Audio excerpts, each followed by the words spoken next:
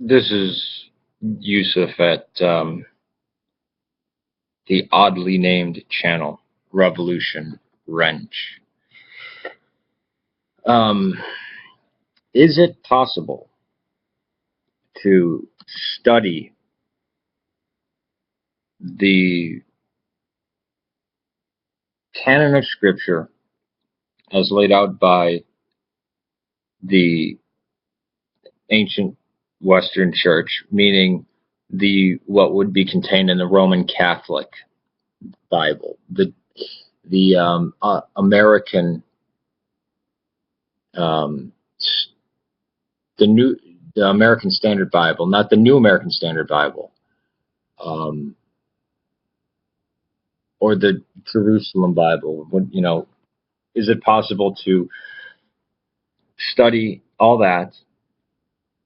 And by I mean study, I mean actually look at it with an open mind. What does this say? How would the Gnostics interpret it? How is this critically interpreted? Look at the manuscript evidence and the variants, or at least the major variants of the 5,000 plus Greek manuscripts, which you can do with a Nessie Allen, the latest Nessie Allen, and as well as reading the primary sources of the hostile witnesses to Christ and Christianity and early church fathers, such as Clement, the Didache. That's first Clement. The Didache, Shepherd of Hermas, the Polycarp's Epistle, Justin Martyr, Irenaeus of Lyon, Clement of Alexandria, Second Clement, Clementine Recognitions, Tertullian, especially Adverse Marcion, Origen, Sextus Julius Africanus. Wow, I'm drawing a blank on a lot of people. The Acts of Peter, the Acts of Paul, the Apocalypse of Peter, the Coptic Apocalypse of Peter, Secret James, Secret John, the Protevangelion of James, the Infancy Gospel of Thomas, Pope Stephen, Cyprian, not even going all the way up to Augustine, right? The Epistle of Barnabas, as well as Pliny, Tacitus, Celsus, Marcus Aurelius, Josephus, the Babylonian Talmud, Marbar Serapion, which I'm going to make a separate video on that, why that is actually a good witness. On the face of it, it doesn't look like a good one. Lucian of Samosata. That's the same city as when I used to say Paul of Samosata, because I don't know why I got Samosata in my head. When you read stuff, you don't know how to pronounce it, and you should remember strange words. And as well as the Nag Hammadi Library, as well as the findings at Qumran, the Dead Sea Scrolls. But yeah, I'm trying to think, is there any? I'm sure I missed just a major church father. I mean, even looking at like Trypho and Seneca, that were around that time. Oh, Hippolytus of Rome, I skipped. That's a major one too. And like the weird, was Heraclian and Ptolemy? No, Heraclian and Ptolemy weren't in the Nag Hammadi. Those James F. Hinder's boxes say Valentinian. I'd agree with him on that. So all that, right? Can you read all that? That's not even just. That's a portion of the early stuff from mostly the 1st and 2nd century, and the beginning part of the 3rd.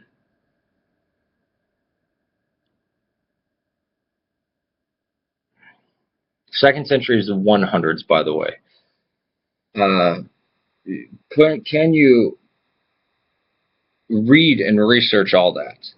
Like, actually read those things, and then when you're reading something else, go back and actually, oh, hey, look at this, and maybe have to read Adverse Heresies, or read Dialogue to the Jews, or read, Adverse Marcion. It always sounds like I say Marcium. But with all of that witness, and so Jesus didn't exist, and neither did the apostles, and it was just Paul.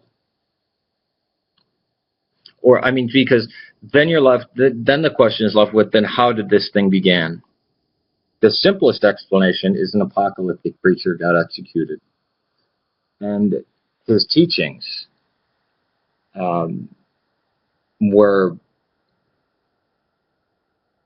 inclusive. Were an inclusive form of this actually very sectarian religion, Judaism, which always breaks down the kosher laws. Actually, is inclusive of people. Was a miracle worker, like most. Gets considered the Messiah after he's dead, and that meaning different things, and as well as a Hellenized society also considered the Logos incarnate. And this spreads because it spreads wildly among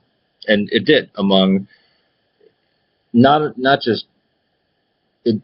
Well, everybody knows it spread among slaves and women and non-citizens and barbarians and the Jews that were disenfranchised with the Pharisees and the Sadducees, or especially the Jews, since the temple gets destroyed in AD 70, and he actually says it's going to be destroyed. Now, you could say, well, anybody could see that, the tension that keeps building at Passover, and with, you have the zealots, and then you have the zealots of the zealots, the Sicarii, and you have them remembering back to the time of the Maccabees, and they're calling for another Maccabean leader, which many of them would arise, the last one being in 130, being put down in 135, Bar Kokhba. But that's consistent with everything that's written, right? And it's simple, and it doesn't require any miracles. There's a guy from Galilee, from the north, who was a typical miracle worker, and also a preacher who had a nice message, but it became really compelling after he died, and even more compelling after the destruction of the temple, but even more when Christianity starts getting persecuted by the Jews first, and then the Greeks and the Romans, because they're not worshiping their gods, so they're automatically being hated. They're the first group to be called atheists. Plato is the first one to be accused of being an atheist, I think, in written record. But those who actually are, as a group, atheists are the Christians. Could you be a mythicist? I say no. That's why I say that Richard Carrier doesn't believe you. Well, there's 4 times he actually retreats and says, "Yeah, well, he did. I'm just trying to get people to think he did exist." I wish I had like those. I wish I could have recorded those moments, because I'm just, what? I even knew. I was in an interaction with him, and he's like, "Yeah, he actually admitted that to me in our talk, not during the debate, but in the talk." They're 3-4 hour long talk. And I was like, yeah. Robert Price again, just trying to sell books. And then there's that. At least those people, at least Carrier has a degree in Roman history, and what's his name? Price went to a seminary. Shit. Um, but there's the lesser ones. I forget the guy's name who went to a seminary also. I think Price actually was in New Testament study. But even okay, I'll include more shit. Not only reading that, but looking at the research of James Tabor, Robert Eisenman, um, Tana Cotton, uh, Debbie Barkai. These are what's his name? Shimon Gibson. These are Jewish Israeli archaeologists. Uh, Judaism is not fond of Christ, by the way, if you hadn't known. Um, but yeah, I mean, can you be a mythicist? Is it plausible? Is mythicism is it even likely that Jesus didn't exist? No. Is it possible? No, I don't say. It's possible that Alexander the Great didn't exist. Possible. I mean, the first actual account of him we have is from Plutarch 4 centuries later, in depth, actually going about him, because there could have been a coalition of armies that Hellenized, or hell, we have more stuff on Ptolemy and Antiochus Epiphanes. The generals that were after him. But this leading figure, I mean, it's kind of like Christ mythicism. It's, hey, we know the early church existed, but the guy that started it all didn't. So it kind of is like saying Alexander of Macedon. Yeah, he wasn't. All right, whatever. Peace to you. It's been Yusuf.